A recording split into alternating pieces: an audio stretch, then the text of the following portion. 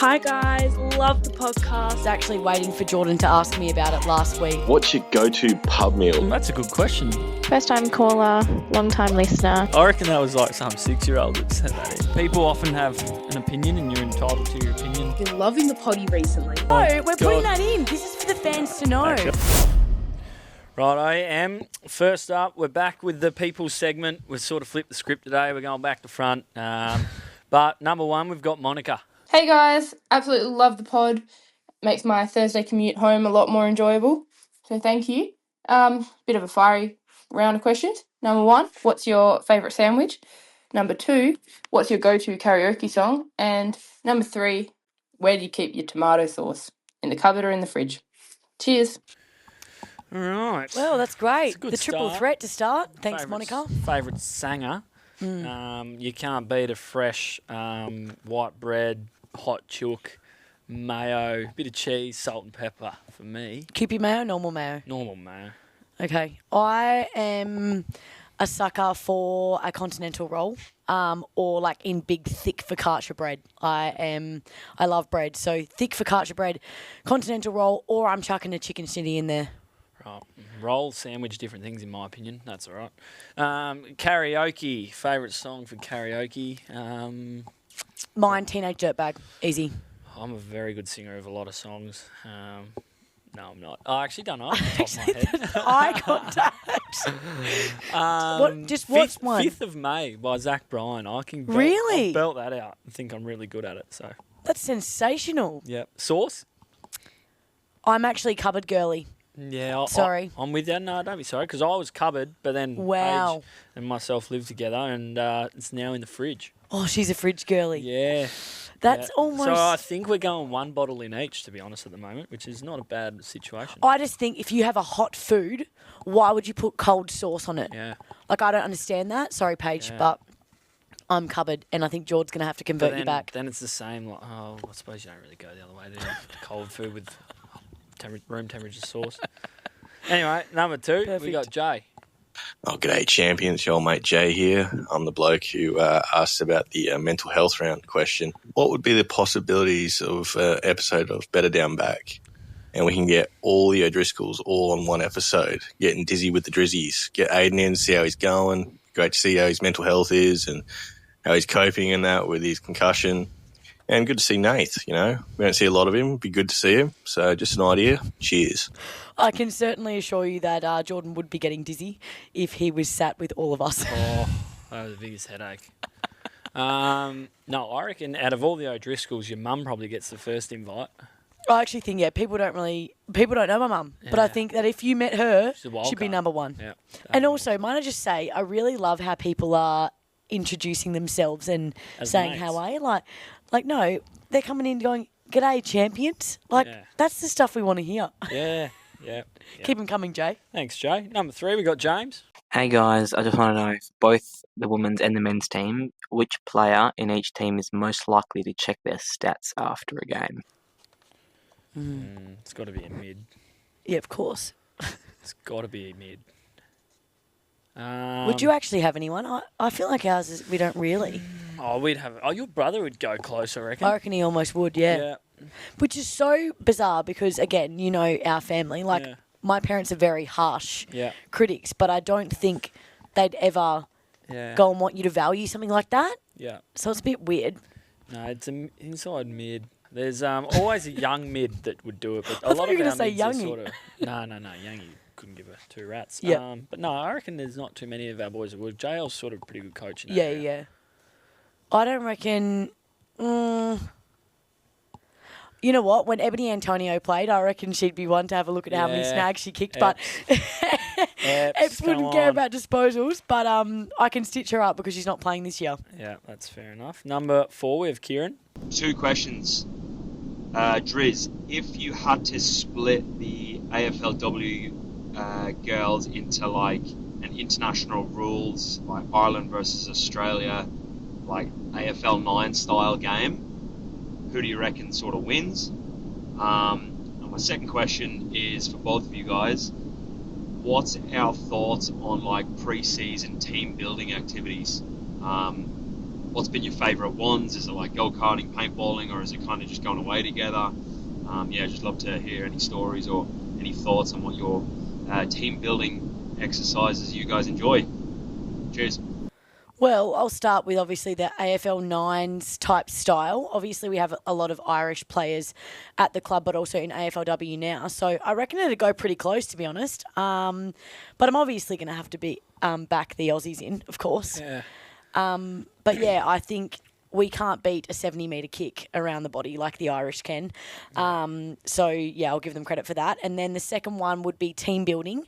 I actually just really like the camps when you just get to go away, like whether you're camping in a swagger or in a dorm room, kind of taking it back to Year 6 style camps around a bonfire. That's kind of it for me. I'm happy with that. Yeah, I don't love a lot of the team building stuff in pre-season. Well, I think it can be it can lose not its- organic. yeah. Like it's like if you go to something where you're just getting flogged and like you got blokes yelling at you, S&C's barking at you like Phil Merriman. I'm going to throw him under the bus. It just ruins it. But like I like the ones where they have a nice balance of a bit of fun, a bit of Hard connection work. with the coaches, and but also mixed in with a bit of hard work. We had an all-time horrific day last night before Christmas this year, and it's honestly scarred me. But is that a good thing though? Because you No. remember it always. I'll never forget it.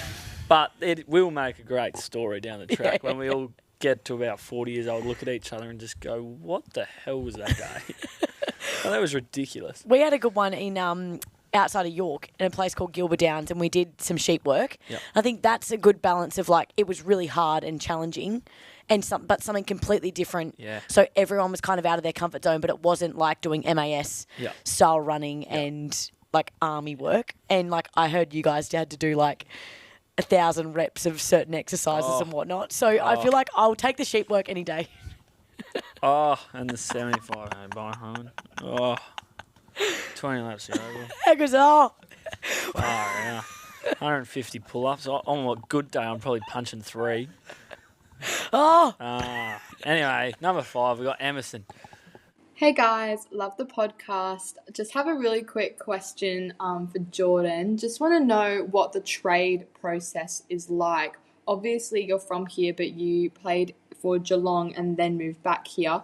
What was it like when you got traded, and how is it starting in a new state for a new footy team? Probably a good question. Not Yeah. many people would probably know the actual it can process. Be quite, it's an interesting process. You got half the actually fans explain it to calling me. you a sook, half the fans wanting you to come to the next club. But no, in all seriousness, it's tough. You got to sit down and tell the coaches, and well, that's what I did, and that, and the footy manager, and all this and that, and the captain at the time. I don't want to be here next year. I want to get a trade home to Freo for this reason. And it's sort of you have to.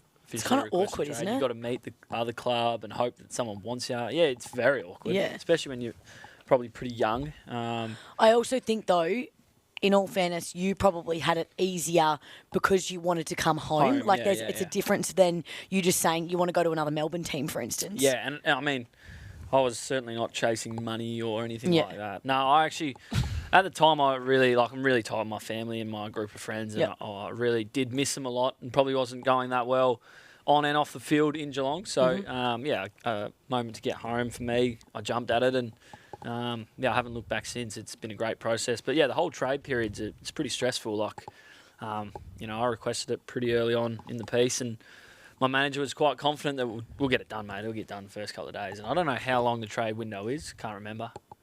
Felt like 3 years. But Yeah, anyway, okay. Get to the last day. No, it'll get done this morning, mate. Hasn't been done. Gets to the last hour, still hasn't been done. No. And I'm like, oh no, I'm starting to fret. My mum is the biggest fretter in the world. So here Poor we Nat. are thinking I'm packing me back and going back on the plane to over east. But no, it came through, and It always does. yeah, no, it does. And I honestly love my time at Freo. It's been great. The dynamic of the group, the age profile was perfect for me to slot straight into, and hopefully we can build something special. Stressful, long, but rewarding. Rewarding, yeah, and you get, obviously, it's tough on you.